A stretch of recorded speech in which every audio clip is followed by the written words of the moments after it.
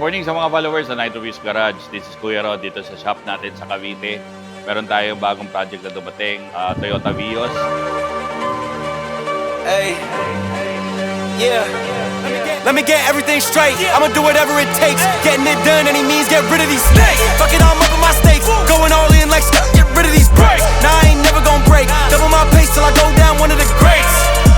One of the greats, Toyota whatever it Vios na takes. to, ang gusto ng may-ari, papalitan yung sound ng kotse niya, pero ayaw niya ng masyado maingay, so gusto niya mabas lang yung sound. So, I send in a couple of choices sa mufflers natin, may napili na siya, and then yun yung ilalagay natin dito. Ang gagawin pala natin dito is cutback. Pagka-cutback, simula ako rito.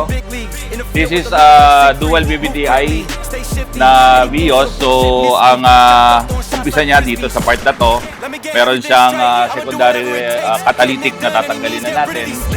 We will improve the pipe size to 1.75 inches. Yung napakalaking resonator na to, gagawin na lang natin size 12 para medyo tumunog naman yung muffler. Tapos pagdating dito sa dulo, maglalagay ako ng muffler na free-flow oval na Gredi.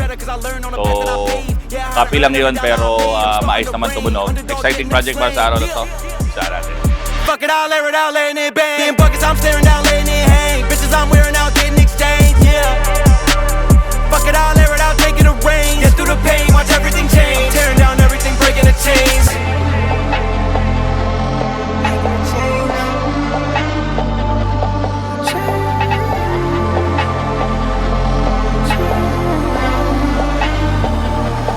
Let me get everything straight. I'ma do whatever it takes. Getting it done, any means, get rid of these snakes. Fuck it, I'm up on my stakes. Going all in like stuff, get rid of these breaks. Nah, I ain't never gonna break. Double my pace till I go down, one of the greats. One of the greats, whatever it takes, whatever it takes. Yeah.